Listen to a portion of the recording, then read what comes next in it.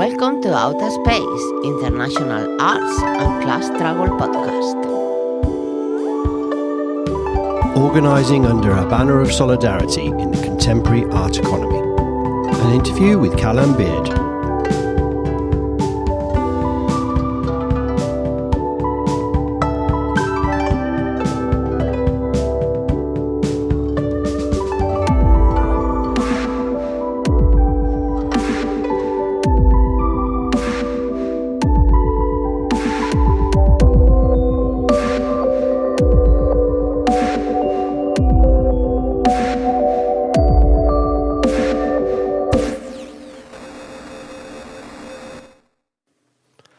Hello, I'm Rob MacDonald and I am your host for Outa Space International Arts and Class Struggle podcast. This podcast is part of a series of podcasts that we are doing related to the historical memory of the Spanish Civil War, particularly the Solidarity Park project. So we're going to be talking to lots of artists involved in that project. What are their reasons to be involved? How do they see the fight against fascism and the far right today? But also their general political outlook, and touching on many of the questions that the podcast normally talks about. We're also going to make a bit of investigation into the role of women in the struggle for the historical memory today, the recuperation of the memory. We'd also like to thank the Diputació de Barcelona and Amical, the International Brigades Association in Catalonia, for their support in this project. Okay, let's go to the podcast. Hello, today I'm joined by Calum Baird, Calum Baird. Sorry about that. I managed to muck up your name in the first sentence. How you doing, mate? Are you there? Yeah, I'm good. How you doing, Rob? It's good to see you. Yeah, great. Thank you for joining us. We've invited you onto the show because you've been part of the Solidarity Park project. You played, I think, a 30-minute set at the last, That's maybe right. it was a little bit longer than that, at the last festival we did. An excellent set it was. And what we want to do today is to get to know you a bit better, get some of your opinions, and ask you hopefully some interesting questions for the listeners. So that's who I think you are, more or less. Who are you actually? and you're from Scotland, yeah? But whereabouts in Scotland are you based? So I'm from central Scotland in a town called Falkirk. I'm a singer-songwriter and a musician. I've been doing this for about a better part of 10 years maybe now. I think I've went officially sort of into music as I was going to say a means to life, but I don't know if that's accurate, but as a sort of job, if you like, in 2013, after working in a part-time job just in a shop. I did a couple of gigs and really enjoyed the gigs I did. I could get paid for it and thought this is a much better use of my time, and it just started from there when I was 18 or 19, something like that, can't quite remember, something like that. And then I began writing my own music, releasing music, and haven't really looked back, to be honest. Yeah. Okay, cool. So for a whole number of years now you've been professional, basically. Yeah, I suppose. So which circuits do you play? I mean, do you just do... I mean, obviously music's political and we'll come on to that. Sure. But I'm kind of interested in the scene in Falkirk or in Scotland. I mean, you're a singer-songwriter, so you're a guitarist and a vocal, yeah? Yeah, that's right, yeah. So, I play... I do a variety of different gigs in Scotland. There's not much of a political music scene.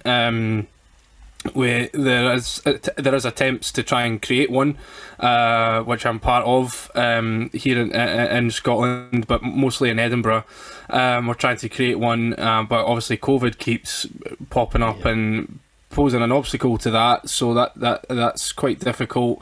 There was one sort of emerging round. There was a sort of art, not just music but art scene emerging round about the sort of Jeremy Corbyn period, with Jeremy Corbyn's leadership at that period in the Labour Party.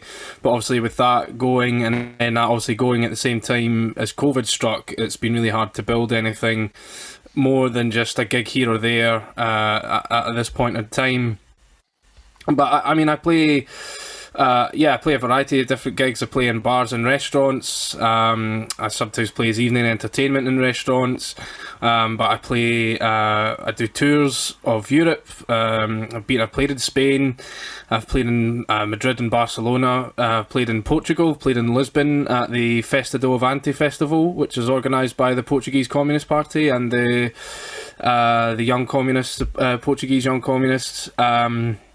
I've played in Germany. I've toured around Germany. So in 2019, I toured south to northeast, and then this year I toured from northeast to south. So I did it the other way around with the German Left Party for their election campaign. 2019 was for the European Parliament elections, and then this year was for the German Parliament elections. And I've played at various different festivals in Germany as well. Actually, I've got two really great friends in Berlin. They're brothers, Tobias Thiele and Florian Thiele. They run their own sort of agency artist label called Redhead Music, and it means two things. One, because they're ginger, and two, because they're on the left. So it's a very clever name for their agency. And they helped me organise some gigs and performances in Berlin, but in Germany as well. So they helped to organise the tour with Die Linke that I performed on, and they've also booked me to play at sort of so there's a festival in Berlin which hasn't taken place because of COVID, and I'm not actually sure if it's going to come back at all, but it's called Festival Music und Politik. I think I've got that right. It might be Festival der Musik und Politik, sorry. And it's sort of it's could trace its lineage back to the DDR days. It's when the DDR used to have a festival of political song in February and June, so it could trace its history back to then. And it was called I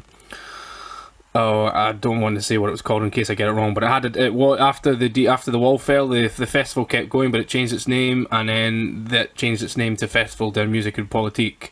So I played at that in 2017 and 18.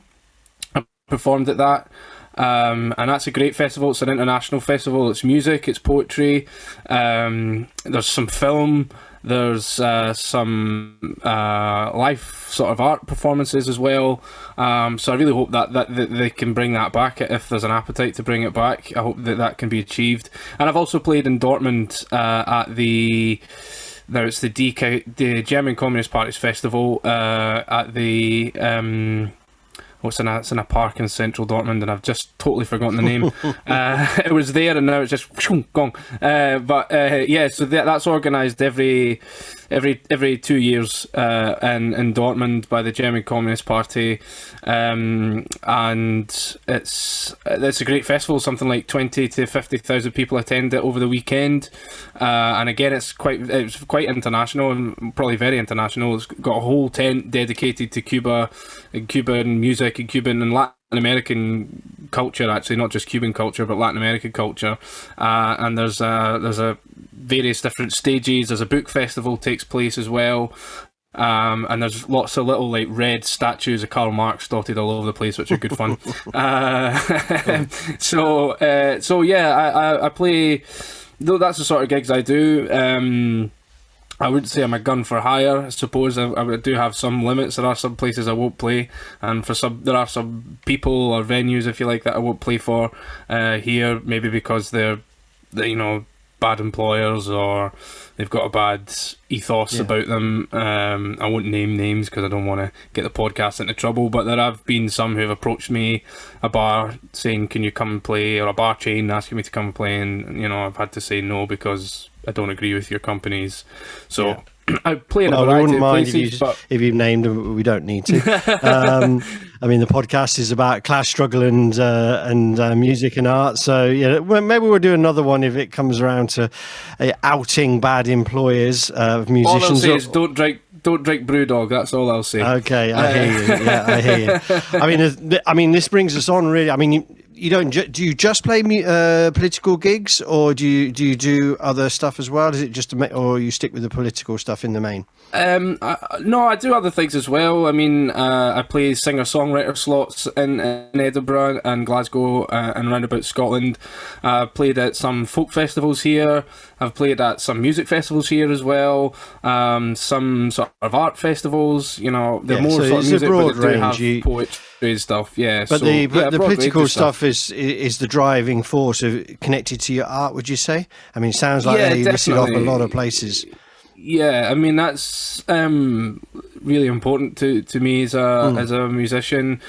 The music I listened to when I was younger and when I was beginning to write was quite political and quite solo singer-songwriter. So Phil Oakes, Billy Bragg, but Neil Young as well, and Bob Dylan, Woody Guthrie. People like that sort of Joan Baez as well. People like that are Victor Hara as well is a great influence on me. Even though we don't do anything very similar, I like his ethos and his politics, and I find it very inspiring. I've actually got a Victor Hara sticker on my guitar case. So very good. Very good. So I'm very moved by people like that, and these are the people I listen to, and I like someone like Billy Bragg. He's not just political, but he's got very good, like, sharp social commentary sometimes that I quite like, and yeah, so those are my main influences. On all that, really, you're quite a natural fit for Solidarity Park, eh? And not just the monument and the International Brigades, which we'll come on to in a bit later in the podcast, but also, you know, the music festival idea that we're pushing towards, because you mentioned COVID a couple of times there. Obviously, the first two festivals of Solidarity Park have been online. The last one a little bit less than the first one, with some live stuff, and we had more singing. Like we had the 30+ minute set from yourself, rather than one before was just even less live, if it can be less live. But of course, the next one in May we're looking at being live, and so you're a natural fit to the project, with all the stuff that you do, the political singing you do, and your politics. You know, I mean, are you politically active beyond the music, or do you see your music as your activism? How do you? Because for me, that's a good question. The two things run in a really weird way. You know, I'm quite interested to hear other artists. How does that work for you? I have been politically active in different ways. I've been like a paid organiser for a party in the past. I've been members of a couple of different political parties, members of a couple of different trade unions as well. I'm a member of the Musicians Union. I'm now a member of Living Rent, which is a tenants association. But you know, I've sort of dabbled in bits and pieces here, go to demonstrations, trying to organise people to come to demonstrations and stuff like that. But mostly in recent years, like you say, my music has been where that's been, I guess, my contribution, if you like. I don't know if that's the right way of putting it, but that's been the way I've tried to do my activism. I think that I've noticed that there are people who can handle the organising thing better than I can, who can get people to respond to them, to come to a protest or come to a demonstration or organise a workplace or something like that, who could do these things more effectively than me. But for writing music and performing music, I feel something in myself when I'm performing to these gigs, that I feel like that's something that I can actually do and bring. And not only that, I can sort of, the left is quite a broad spectrum, even though it's quite a broad spectrum. So I feel like my music allows me to sort of cross that spectrum a little bit. Whereas if you're just a party organiser for this party, you are kind of hemmed in a little bit, or some people might not trust you because they think you're coming from a really sectarian angle, whereas when you're a musician you can cross that. And I've got comrades in various parties and in a couple of different unions, and it helps me to really sort of speak to people and find out what's going on. And actually, if I'm writing a song, it's 90% of the time it's something that's happening in my head, and then you go out and perform it, you get a feedback from the audience from that, and you can find out from people. It's a very folk songwriter way of working. Actually, you speak to people and you find out what's going on, and you incorporate that into your music. And you can you could do that as an organizer, but to only to an extent, I think.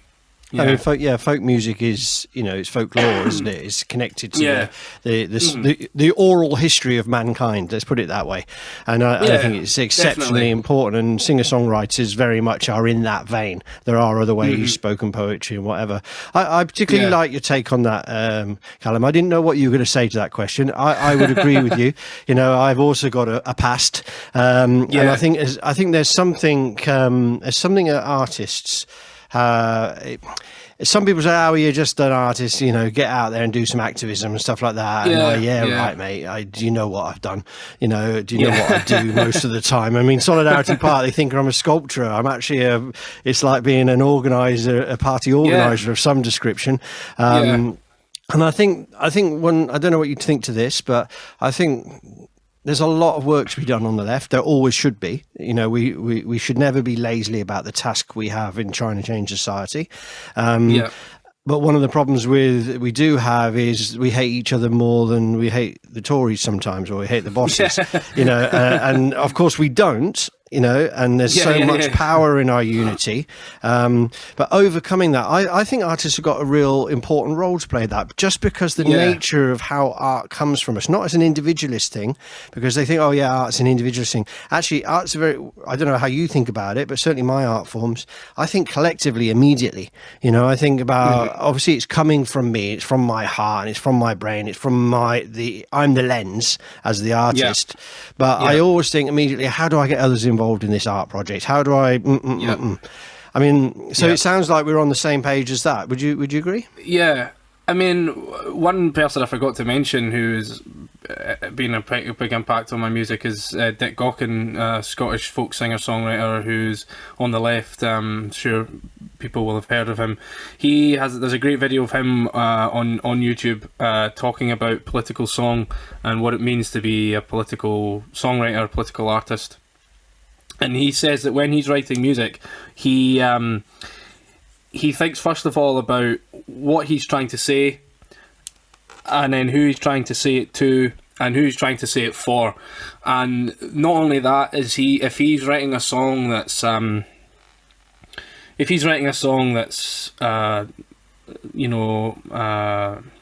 maybe got a negative tone, maybe it's a song about unemployment or a song about war, he doesn't just try to lay out the negative. He tries to, even if it's the last line in the song, he says he tries to leave a positive there, so that there's something that people can actually, or people, but especially people on the left, can actually take away as a lesson from the song. So it's not just a song saying everything's crap, I don't like it, we're all doomed. He tries to paint a full. He talks as if in his music he tries to paint a full picture when he's writing and singing. It's not enough to simply say everything's bad. You have to say there's bad, but here's what could be different, or things are bad, but I'm looking forward to a better future, or something like that. That's quite simple. But that's a very simple idea. But trying to make that into an artwork is, and that's where I can think of two diversions from that, or diversions is the wrong way, but one is that really negative music can sometimes make me feel really positive. And sometimes people think something's negative when they really haven't read it properly. So for example, some people think Leonard Cohen's negative and he's the most positive singer in your heart when you really get what the guy's, it's love basically all the way through from beginning to end. But if you hear him without, thinking about it, sometimes it goes that way. That's the one thing. And the other thing that hits me with what you're saying was historical memory is very much one of the strands of Solidarity Park projects. It's one of our key things. Historical memory, not just for history's sake, but for the fight today against fascism and the far right. And what you seem to be saying there is, we have a task of telling a story, and an interpretation of not just history but at present day at the same time. And I think art forms can do that, can't they? Well, yeah. I think that's. I said earlier about how music gives me a means to life, but actually, I kind of didn't want to say that because it kind of sounds like you're reducing art to just money and paying for things. But I think art gives a means to life in that it provides people with a clarification and a validation sometimes. You know, I went just last week, I went to see Spider-Man in the cinema, and that's massive pop culture. We could probably agonise all day whether it's bourgeois or not, but the fact of the matter is that the cinema was quite busy, and there was people, I won't give away spoilers in case any of your listeners are massive Spider-Man fans, so don't worry, but there was people whooping and cheering at different points in the film, not just when a certain actor did something or a certain character appeared, but at like really, you know, emotional points in the film. And that's because these films, although they are massive blockbusters that make billions for already rich studios, there's something there that people can relate to. They can relate to someone trying to, you know, in the case of Spider-Man, his alter ego Peter Parker, he tries to do everything all at once, and he also tries to be Spider-Man, and people can relate to that, trying to have various different strands in their life. And when they see that on this cinema, it sort of justifies and clarifies things like, oh, okay, so, you know, people can see how art gives a clarification to their life, gives it a validation, explains things. And I think in the context of the far right and fake news and conspiracy theories, I think that's like a really important thing about art. I'd say in general, but it's right now, given the threat of fascism, I think we need to have like a broader scope than just what the left can do. But I think the left has to have its own culture, its own discourse, obviously, but to add to the wider discussion. But I think art in general, as long as it's anti-fascist art, of course, or has an anti-fascist sort of message to it, art in general is quite powerful at counteracting these quite heinous ideologies that are out there in society right now. Very poisonous, very dangerous, creating a lot of harm. There's something like 6 million people in the UK are not getting vaccinated for various reasons. I'd say a big chunk of them are influenced by nonsense theories that Bill Gates and the lizards are trying to take over, or something of that variation. And I think art could play a part. It's an interesting one. Yeah, definitely, I think art could play a role, and you know, people get bored of politicians lecturing them, but sometimes as if an artist has a song or a music video or a painting or a sculpture or a poem, it can tap into people much better than, I don't know, Joe Biden speaking for 6 hours. Again, you're saying a couple of very interesting things there that we could follow up with. Is to choose which one, really. I mean, I think there's the general analysis you had there of art, which I think is interesting, you know, and the left having its own subculture within that. I think you were kind of alluding to that a little bit, which I think is something interesting to talk to. But before we go into that, maybe you talked about money, and this is a big problem. Problem's the right word, because I mean, my personal opinion is I can't choose to do any art form that makes money. But because I live in a capitalist society and I'm working at that, I believe that I should be paid for it at the same time. So I have this contradiction. If I take a job for the money, you know, when it connected to art, I do teaching, I don't mind doing that, I don't mind building brick walls, you know, that somehow feels all right. But when capitalism encroaches in art, and art for me is such a critical factor to being free and being a human being, that when I go chasing that for money, it's difficult. But it was interesting you say that, because when I was thinking about my youth earlier, because I used to play music, I was a drummer. I haven't played for years now. Okay. I had no problem in mind of getting paid with those gigs. But when I'm doing the monument, I mean, the truth is I've less than broken even on the monument from a personal point of view, far less, but that's another matter. But also Solidarity Project, we're looking at professionalising. We want to bring people, we want to eventually pay people, but we do rely on the spirit of voluntary sort of left activism to carry us to that point. and there's it's almost I'm going on a bit here, but because it's an important issue for me, and I'm interested in your opinion. That we're always in this constant crisis within capitalism. It's almost like a question of reform and revolution for artists. Do they stick to their guns, their principles? Do they do art for arts for the power of art, or is it a job? And that cut-off point is really sort of never easy to define. So I'm interested, first of all, what's your take on that? I think it's a really challenging. It's something that's always been an issue for art, actually. For art and artists, is whether or not it's this massive blurring between work, or actually no, a massive blurring between labour and life, or labour and leisure. And at what point does a drawing that's just a sketch suddenly become worth £1 million or whatever? Or when does an artist who's sketching something think, oh, I quite like that, I'm going to put that on my website and see if somebody wants to buy it? It's the constant question. I think there's a great contemporary Marxist writer who I've read a lot of his work lately. Dave Beach, it's Dave and then BEECH Beach. He's a lecturer, he's a reader in Marxism and art at the University College of London, I think, I think that's the one he's at. And he in his book, so he's got two books. He's got one that came out in 2019, which is I would recommend trying to get a hold of. You can get it on Pluto Press for about a tenner. It's really good. It's called Art and Post-Capitalism, and it talks a lot about aesthetic labour and what it is, and tries to explain it, and it tries to explain it in a way that he makes a point that art is very automation resistant. I know this sounds like I'm going on a tangent, but I'm trying to come back to it. You. He makes a point that artistic labour is very automation resistant, and so he's critiquing post-capitalist theories by people like Paul Mason and Aaron Bastani, who say that we'll live in a society where robots do all the work and humans will just leisure. Dave Beach makes a point that artistic labour isn't like this. It doesn't fit into these models of post-capitalism,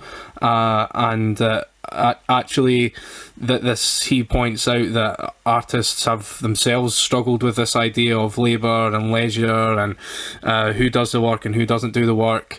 So there's that book by Dave Beach, but he has another one, and I think it's called Art and Labour, and it's from 2015, and that one, chapter 2 in that book is the one I read, and I think it's called something like the economics of art, something like that, and he does a really, really detailed look at people who say that art is bourgeois, who say that it's intrinsically capitalist, it's a capitalist profession. He looks at that and he breaks it down using a very, very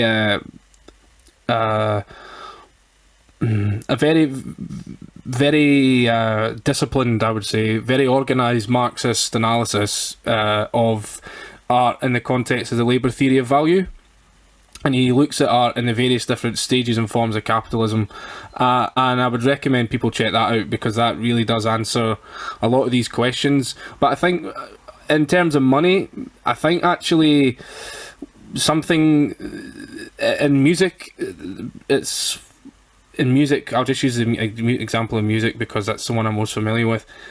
Asking for a fee, or more or less demanding a fee, actually is still the norm. The issue is not getting paid what the labour is worth. You still have to haggle. There's still some places out there that will try to get you to do a gig for less than £100 and want you there for 3 hours, want you there an hour before to set up, and will try to get you to do gigs like that. There's still people in the labour movement who think that you're just a jukebox in the corner and a couple of pints and a packet of crisps will do, and they want you to travel all the way across the country to go and do this work. So there's still these debates to be had, but in art, between artists themselves, there are different sort of economising practices that they engage in that don't really involve money, and I think that's becoming quite common.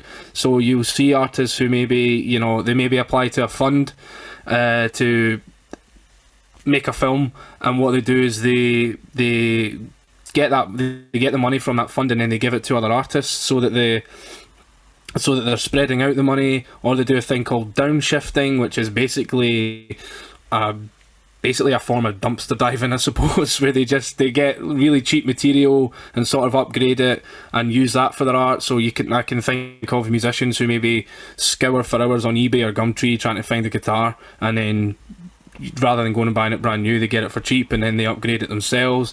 There's that, I guess you would call that thrifting.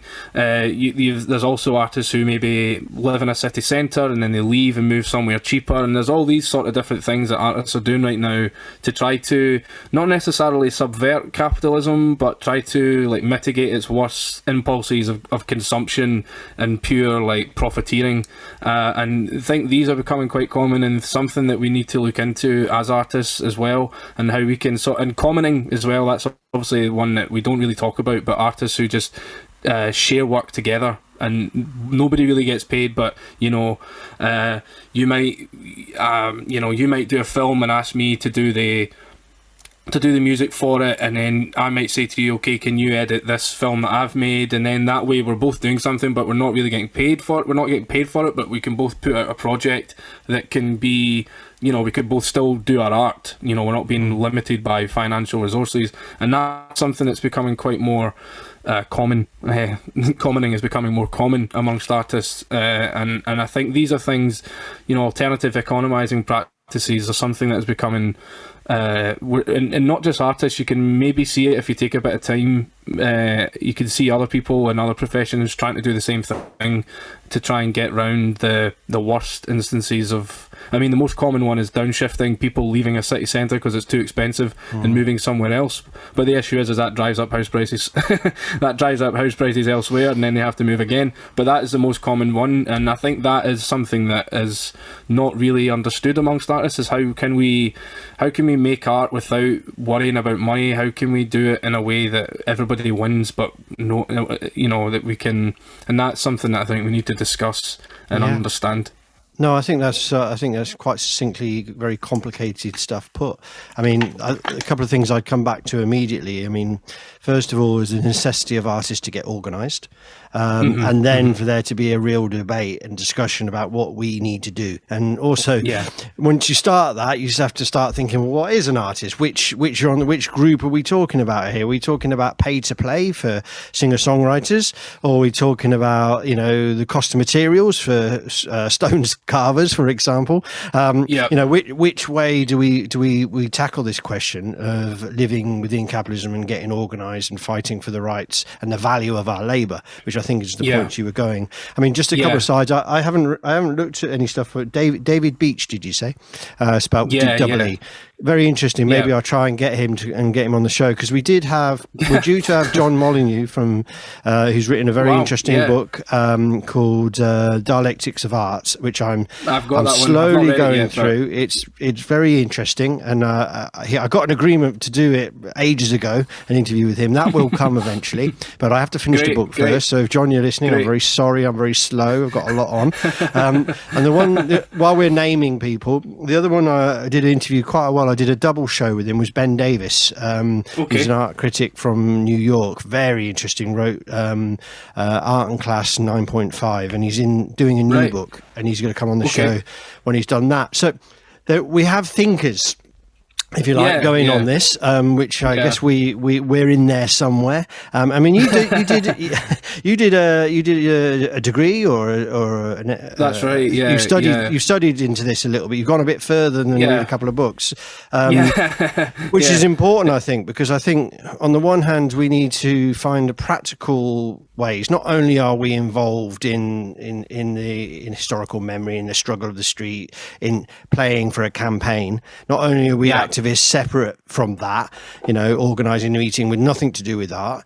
We also, I didn't expect this interview necessarily to go this way, but it's where we've gone. We have to theorise on it as a little bit as well. Where have you gone with that? I mean, you've alluded already quite a lot of knowledge on it with your comments, but what was your studies about, and how are you continuing that? So I studied contemporary art theory, and it's not necessarily theory about contemporary art. It's more sort of contemporary theory about art, if that makes sense.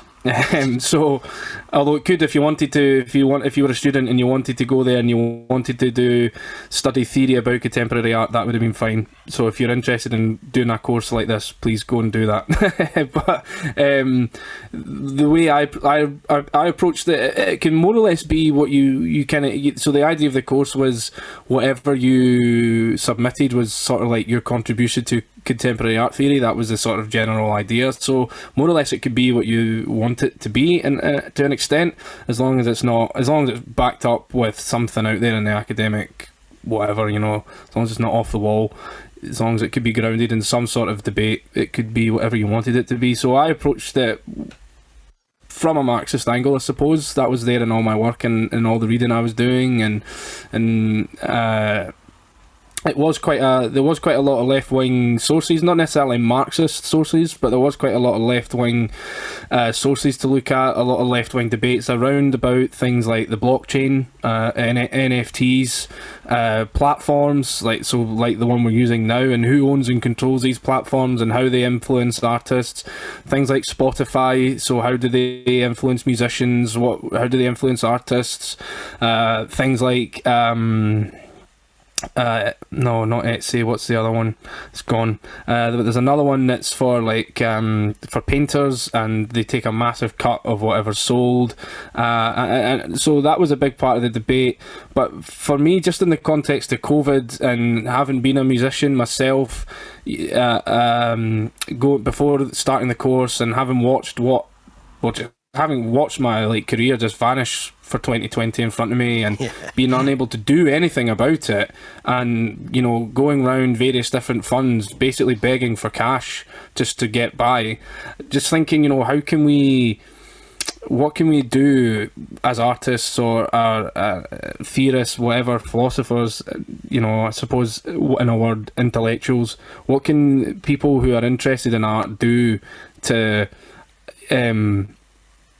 mitigate a crisis? We can't, obviously we're not sitting there like Mystic Meg with a ball trying to see what's coming, but what can we do so that when a crisis does come, people aren't forced into starvation? What can we do as artists to have an art economy that is not rooted in precarity, like in serious precarity, and being a freelancer, being an artist, we don't have patrons. Some people do, but we don't have very wealthy patrons who are going to see them through. So how can we organise that?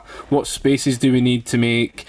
What spaces exist, or what infrastructure exists already that we can utilise to make these spaces, to build an art economy? And that's really the road I went down in my studies, was how can we, in some of these alternative economising practices that I talked about, were part of my studies as well, and trying to look at ways in which we can utilise community-based wealth, and I mean money in this instance, and then try to generate a more ecological sort of socialist, not socialist necessarily, but more solidarity, at least solidarity to start with before socialism and all that, at least solidarity in communities to build up art scenes.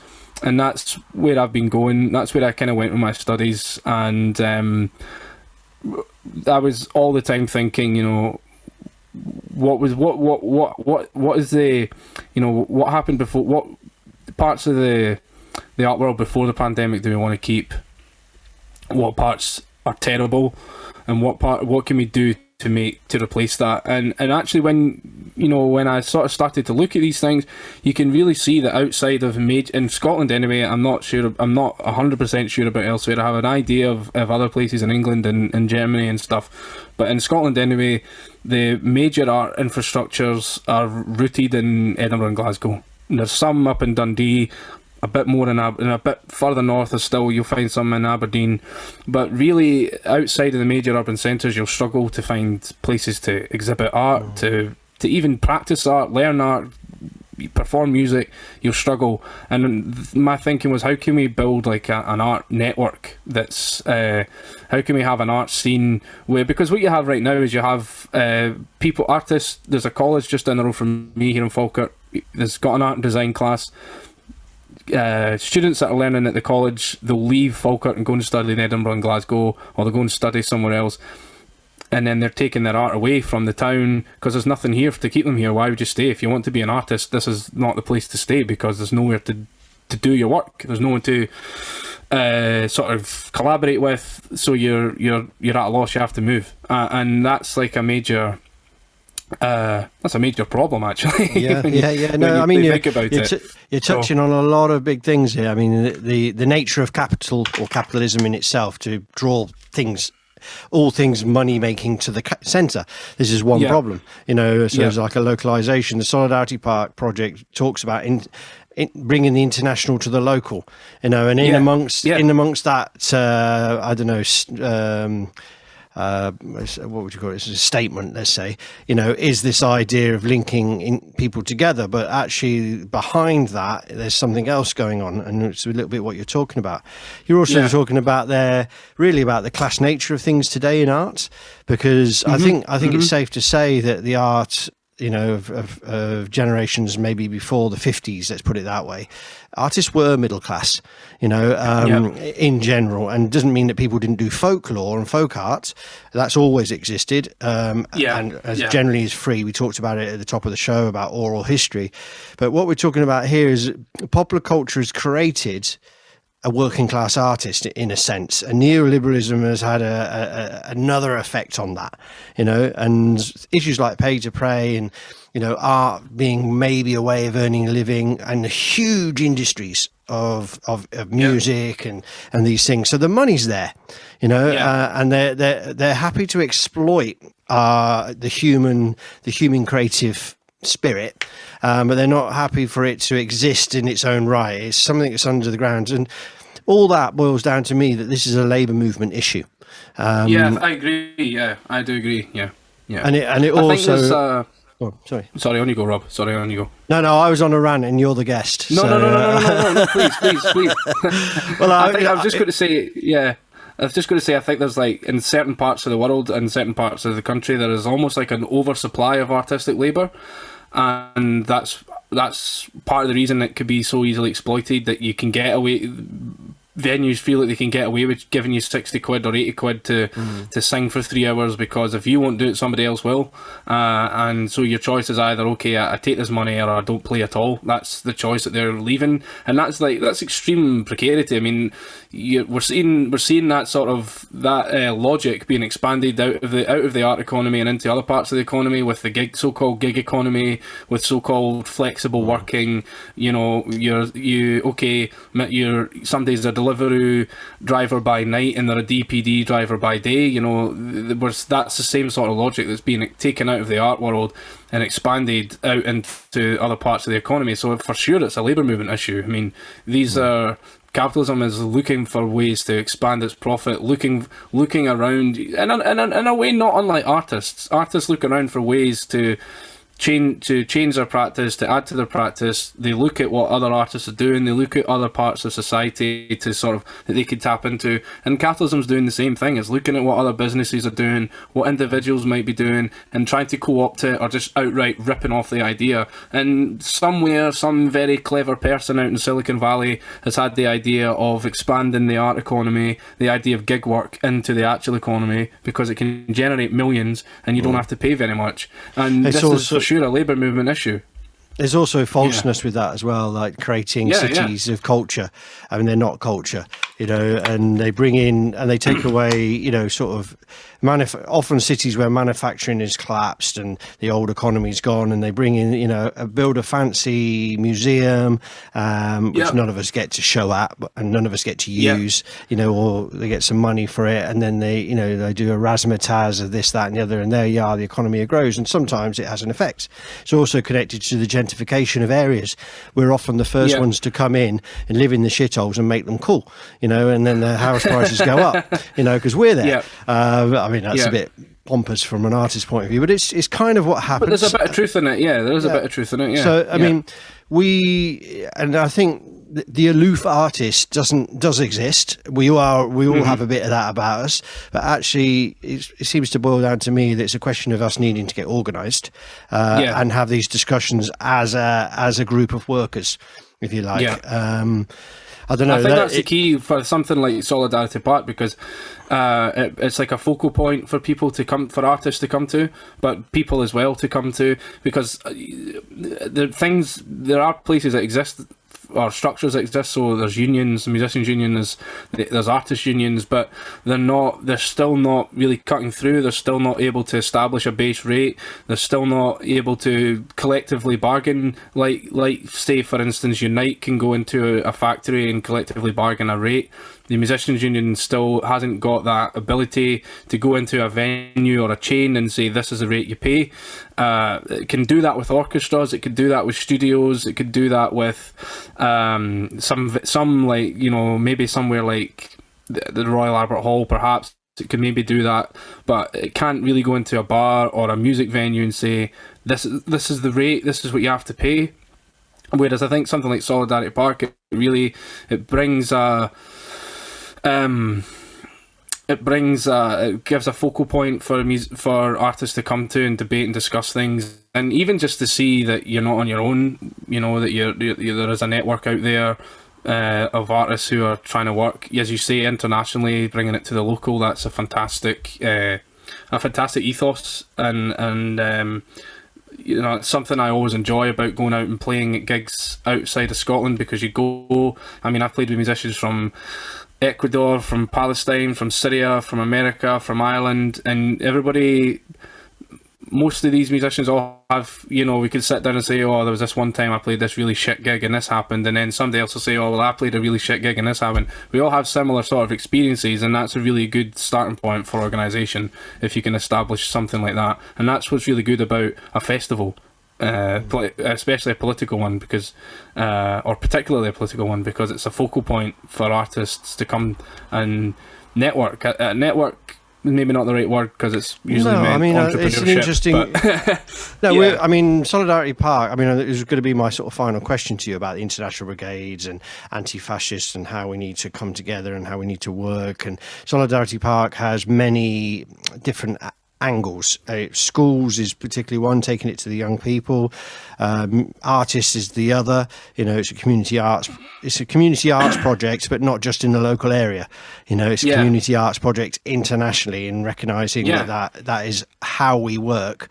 And there's the historical memory, and those are our three legs, as we call it. You know, our three sort of angles. But the festival idea, who knows where we're going to go with that? I mean, from my point of view, I mean, I'm obviously an important person in that project, but I'm rapidly becoming only one of the people, you know, and that's where the project's going, because it can't go any further with that sort of thing. So it's starting to take a different life. One of the things I would argue for is the networking and actual organising of artists. That's also what this podcast is about, you know, and maybe the podcast is more about that than the Solidarity Park project. And I think it is important that we do that we have these discussions, but actually we probably need to take it a step further. But maybe to round off the podcast, rather, you know, I'd like to get your sort of feedback on the question of the brigaders, the importance to you, and the anti-fascist work that you think we maybe need to do today.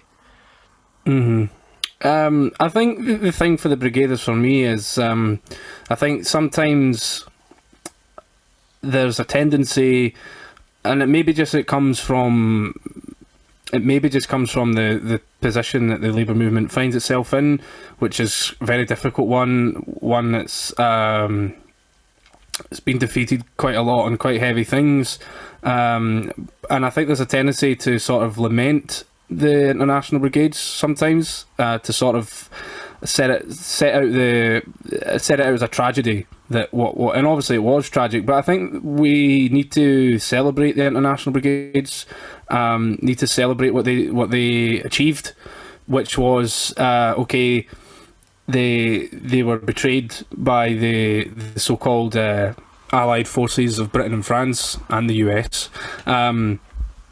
They were betrayed, and they had to stand and watch as the fascist powers destroyed Spain. But they achieved something which is a monumental achievement, because it was just individual working class people, individual working class organisations, not just communist parties, not just anarchist syndicates or whatever, but trade unions, whole civil society organisations came together and pulled together an international response to a massive crisis. I mean, that's something that's lost as well. The war in Spain came from a crisis. It didn't just come because a few fascists got disgruntled. It was a massive crisis that happened, that caused the war. And the response to that should be celebrated. I think it is celebrated. I mean, maybe I was a bit unfair at first, but I think sometimes there is a tendency to say how tragic was this.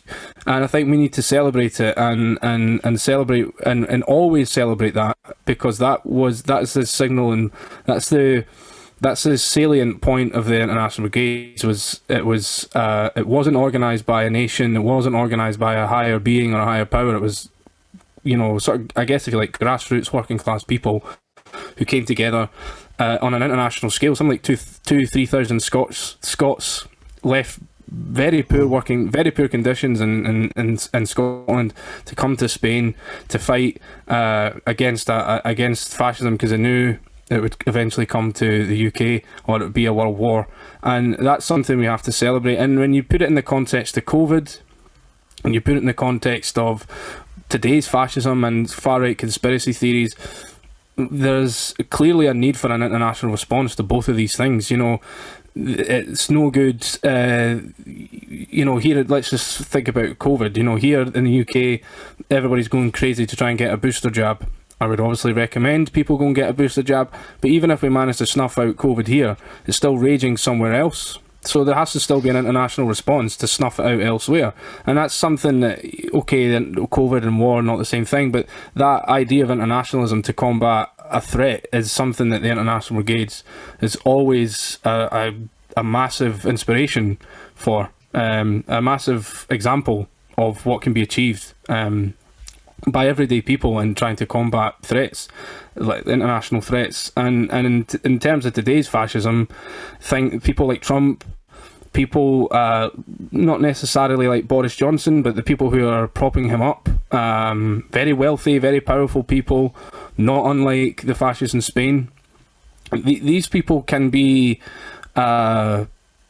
defeated if we organise internationally. I mean, that's until the Hitlerites and Mussolini got involved, Franco was facing a humiliation, and until they got involved, and until the Allies betrayed the International Brigades, Franco was facing a humiliation, and that's the standout thing, is ordinary working class people can achieve things, great things, and that's really something for me that I always find inspiring about the International Brigades. And there's dozens of stories, more than that, stories of individuals like Charlie Donnelly and from Ireland, and what they brought to the struggle, and what their memory represents in Ireland today, and the struggle there. And it's not just the struggle in Spain, it's how that has how the memory of that has inspired struggles today, and keeps people going. I've got friends in Ireland who are members of who organise the Friends of the International Brigades of Ireland. They come to Madrid every year. They organise events in Ireland to commemorate the International Brigades. But it's not just about the internet. It's not just about commemorating people like Charlie Donnelly. It's commemorating that, but it's also saying, if we don't fight fascism today, then they died for nothing. Yeah. And I think that's those are the two major things, is what can we do internationally, what can the International Brigades teach us, and then two, fighting fascism today, you're not just fighting it for yourself as somebody on the left, and for your neighbour and for your community, but you're fighting for the people who died. You're fighting for their memory, it's out of their respect, because ultimately it is a waste if we lose the world to fascism at any point in history. It doesn't matter. It is a waste of people who have given up their lives fighting against it. And actually, I read a fantastic book. This is a little bit of a tangent, but it kind of, I guess, brings us round back full circle between art and culture. I read a fantastic book which you can get on Pluto Press. Again, it's called Cultural Politics, and it's by Christopher Caldwell. who was an international brigadier who died in the Civil War in Spain. He's a fantastic art theoretician, art critic. Probably not the be-all and end-all. There's probably some things people might read and think, I don't think that's right, but he's fantastic. And he was a great loss at his time, but his work carries on, his ideas carry on, and that's something as well. But the International Brigades is the ideas and the work is still there. It's still represented, and it still needs to be understood. And things like Solidarity Park, people like the Friends of the International Brigades of Ireland, International Brigades Memorial Trust here in the UK, they do a great job of keeping that alive and trying to explain the value of the International Brigades and what we can take from it today. Brilliant. Well, thanks very much, Calum. I think that's been a really interesting interview, and we hope to look forward to seeing you very soon. So take good care. That'd be great. And you too, thanks for having me, man. Yeah, no worries at all, mate. Bye now. Bye. Cheers, mate. We hope you enjoyed the show. If you have something to say to us, then join our Facebook group or contact us at outaspace.com. That's outa-space.com. See you soon.